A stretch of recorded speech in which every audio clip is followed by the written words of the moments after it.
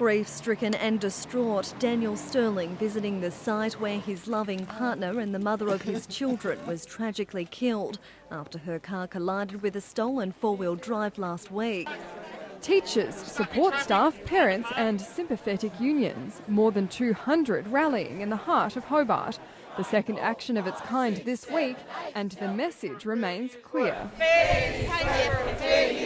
Industrial action of this size by Catholic teachers is unprecedented in Tasmania, with rolling stoppages to continue tomorrow in Burnie. Most of us were tucked up in bed on Tasmania's longest night, but some shed their inhibitions, clothes and eventually their towels for the final event of Dark Mofo. They're giving up their Friday and Saturday nights to help other people stay safe.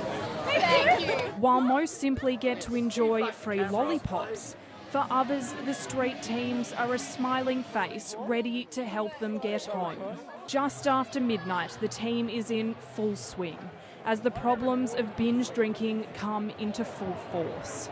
We came across him, he's pretty inebriated, he's not able to stand, he's vomiting. So we've put him in a space blanket. Firing up a very special barrel of whiskey. This 20-litre cask from Redlands Estate is bound for China to honour the 110th anniversary of the birth of renowned leader Deng Xiaoping.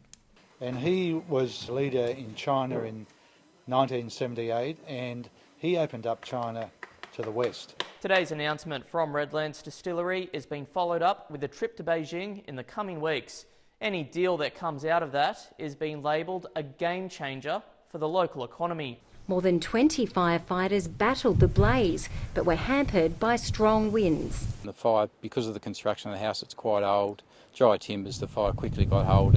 The fire not only destroyed antiques dating back to 1885, but a home with such a rich historical significance to Tasmania. It's a shock beyond what you can immediately comprehend. We don't know what it means for life and what's going to happen from now on. Emergency services scaling back the search for the missing kayaker this evening. They'll return to the D'Entrecasteaux Channel between Dover and Bruny Island tomorrow morning, hoping to find William McCallum alive. Police say his family will arrive in Tasmania later tonight. Lucy Braden, Southern Cross News. It's one of a number of projects the company's hoping to fund through its ASX listing. Huon Aquaculture issuing its first shares to employees today. Police scaling back search operations this morning. 1 helicopter, 3 police boats and SES volunteers searching shorelines along Bruny Island and between Dover and Southport. Well, they've done a good job, the firefighters, to save what they've saved. Which wasn't much. The building completely gutted as neighbours were evacuated. With 3 scores of 300 plus in 2 games at Bellerive Oval, conditions are right for David Warner to post big runs when Australia meets Scotland on Saturday. But enormous recent scores may become a thing of the past if current fielding restrictions are lifted after the World Cup. I don't know if they're making it 5 players after the World Cup outside the circle, but if they do, you'll probably see those totals probably reduced to a fair bit. Australia has secured a quarter-final berth while Scotland is yet to register a point so far in the tournament. But the home side won't be resting on its laurels when the 2 teams meet this weekend. It'll take around $5 million in 3 years to complete the transformation to a micro-brewing behemoth. In the last 2 years, we've taken steps to replant 20% of the farm each year. We hope to fill the Derwent Valley with beautiful green hop plants. As he sampled the local products, Curtis was quick to praise Tasmania for embracing GMO-free crops.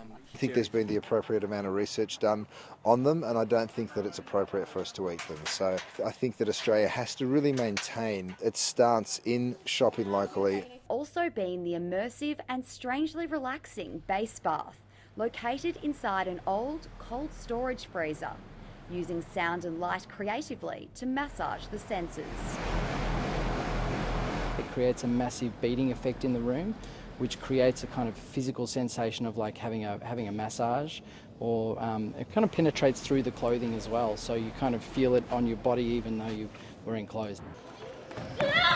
Some of Tasmania's and Victoria's best martial artists competing in today's state championships, a place at the Nationals on the line. For Kate Jones, though, the tournament serving as the perfect warm-up before she represents Australia at the Youth World Cup in Croatia.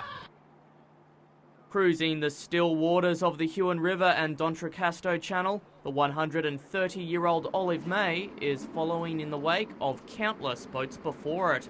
Where these small trading boats used to carry produce down the Huon River, it was the only way they could get produce up to Hobart Town.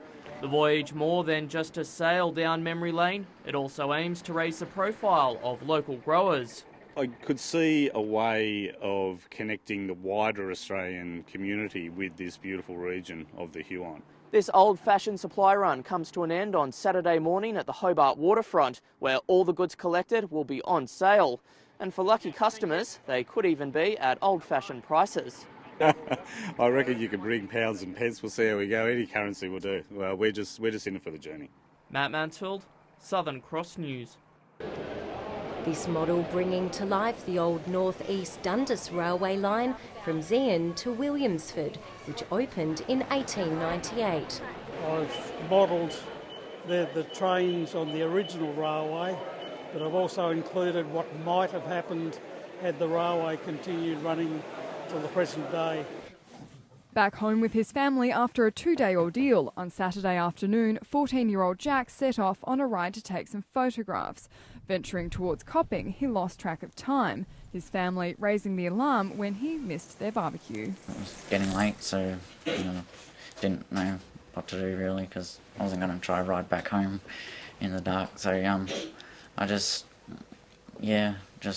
had to find a bit of shelter. Becoming disoriented and with no phone, he slept rough for 2 nights, wondering if anyone was looking, while dozens of emergency workers searched for him. Pretty much the whole time I was thinking that actually, but I was wishing I could contact them somehow, but I couldn't really. Now safely back home with his family, tonight the Rumsleys will be holding another barbecue, this time Jack, the guest of honour.